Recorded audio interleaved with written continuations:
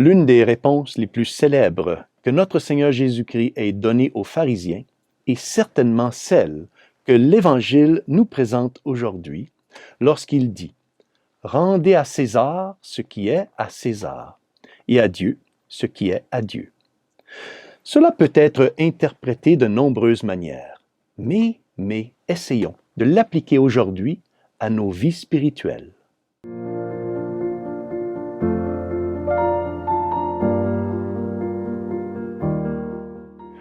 Au nom du Père et du Fils et du Saint-Esprit. Amen. Chers frères et sœurs, Salve Maria et bienvenue au commentaire de l'Évangile de ce dimanche. L'Évangile d'aujourd'hui nous est présenté par Saint Matthieu, chapitre 22, versets 15 à 21. Et nous voyons ici comment les pharisiens tentent de piéger notre Seigneur afin de le mettre dans une situation difficile. Pour ce faire, ils soulèvent une question sociopolitique assez problématique pour l'époque de notre Seigneur, en lui demandant « Est-il permis, oui ou non, de payer l'impôt à César, l'empereur ?» Maintenant, que souhaitaient réaliser les pharisiens avec cette question d'impôt? Nous savons tous que la grande majorité des pharisiens détestaient notre Seigneur à cause de leur envie et aussi de leur orgueil diabolique. Avec cette question d'impôt, ils espéraient le piéger pour qu'il leur donne une réponse qu'ils pourraient utiliser contre lui. Les pharisiens étaient aussi très rusés et donc décidèrent de ne pas lui poser cette question directement eux-mêmes. Ils décidèrent de lui envoyer des représentants, quelqu'un d'apparemment impartial, car ils ne voulaient pas éveiller des soupçons quant à leurs mauvaises intentions.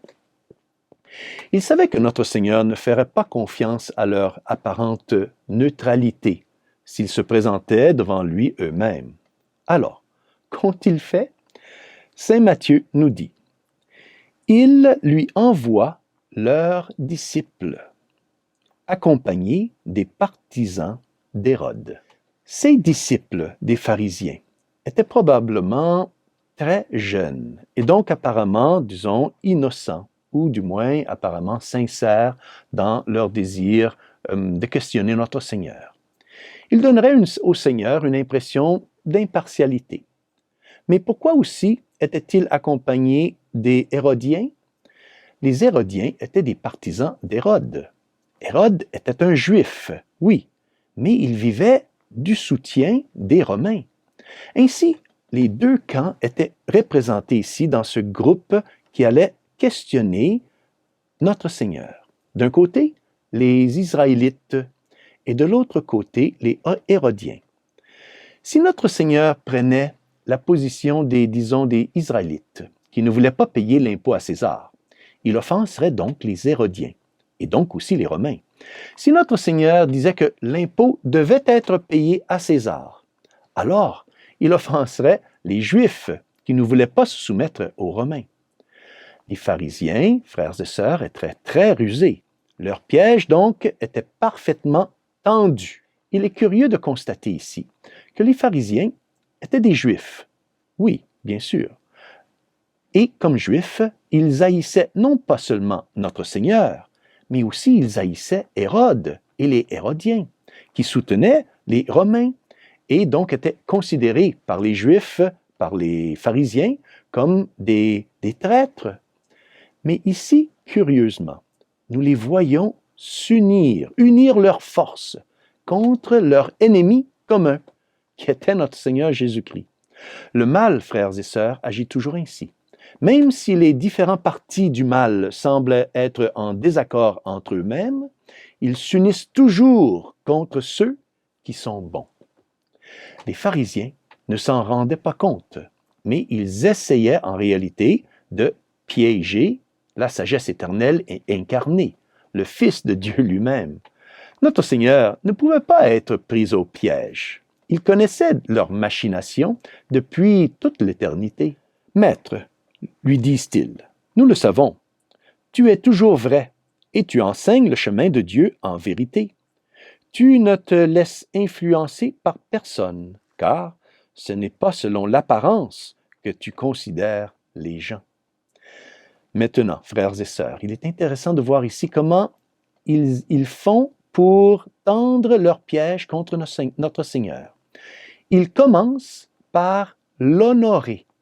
Ils commencent par le louer en disant qu'ils savent que le Seigneur est un homme qui est toujours juste et qui enseigne toujours la vérité. L'une des premières tactiques utilisées par les méchants et par le diable lui-même pour provoquer la chute des bons, c'est l'orgueil. Oui, frères et sœurs, l'orgueil. Afin de dominer les bons, le mal cherche à susciter l'orgueil chez eux afin de les faire tomber dans le péché. Rappelez-vous comment le livre de la Genèse nous conte que c'est à cause de l'orgueil que Lucifer et ses anges sont tombés et se sont révoltés contre Dieu. C'est la tactique suprême du diable et c'est la méthode qu'il utilise pour nous faire tomber, nous aussi, dans le péché. L'orgueil est terrible et c'est pourquoi on dit que l'orgueil est la racine de tous les maux. Mais cette fois, ils affrontent notre Seigneur Jésus-Christ. Rappelez-vous comment Jésus a vaincu Satan dans le désert lorsque le malin essayait de le tenter avec l'orgueil. Et le malin a échoué. Et ainsi, ils continuent leur argumentation. Alors, dit-il, donne-nous ton avis. Est-il permis, oui ou non, de payer l'impôt à César, l'empereur? C'était la question avec laquelle ils espéraient piéger Jésus. Si le Seigneur disait « oui, il faut payer l'impôt à César », alors les Juifs se retourneraient contre lui. Si le Seigneur disait « non, il n'est pas permis de payer l'impôt à César », alors les Hérodiens obligeraient les Romains à le condamner. Qu'est-ce que fait Jésus? Saint Matthieu nous dit. Connaissant leur perversité, Jésus dit, « Hypocrite, pourquoi voulez-vous me mettre à l'épreuve? Montrez-moi la monnaie de l'impôt. » Ils lui présentèrent une pièce d'un denier et il leur dit, « Cette effigie et cette inscription, de qui sont-elles? » Ils répondirent, « De César. » Alors il leur dit, « Rendez donc à César ce qui est à César et à Dieu ce qui est à Dieu. » Avec cette réponse brillante et divine, les pharisiens ne pouvaient aucunement dire quoi que ce soit contre notre Seigneur. Et en même temps, le Seigneur laisse un message pour tous les siècles à venir. Il nous dit ici, à nous, les chrétiens, que nous sommes appelés à respecter toutes les autorités légitimes, y compris l'État, pour autant que l'État ne contredise pas la loi de Dieu. Notre première obligation, évidemment, est toujours envers Dieu, mais ensuite aussi envers César. Le Seigneur enseigne aux chrétiens à donner à l'État ce que l'État peut exiger et de donner à Dieu ce que Dieu exige de nous. Cette déclaration du Seigneur concerne également notre vie spirituelle. Et de quelle manière? Eh bien, la pièce de monnaie ici rapportait une effigie. Une effigie de qui? De César. Mes frères et sœurs, nos âmes sont empreintes de l'image de Dieu. L'effigie de César est gravée sur la pièce de monnaie avec un marteau. L'image de Dieu est imprimée dans nos âmes par la grâce.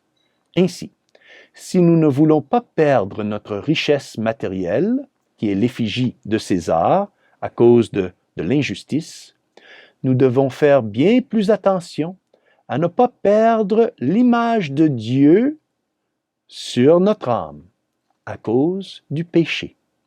C'est ce que nous enseigne saint Augustin à propos de ce beau passage de l'Évangile. Essayons de nous en souvenir de cette leçon. Nous avons, frères et sœurs, oui, l'image de Dieu gravée dans nos âmes, mais si nous péchons mortellement, nous perdons cette image et nous mettons donc en danger le salut de nos âmes. Demandons donc à Notre-Dame, la Mère de Dieu et aussi notre Mère, de nous préserver et de toujours nous protéger du danger du péché mortel. Et que Dieu Tout-Puissant vous bénisse, au nom du Père et du Fils et du Saint-Esprit. Amen. Salve Maria!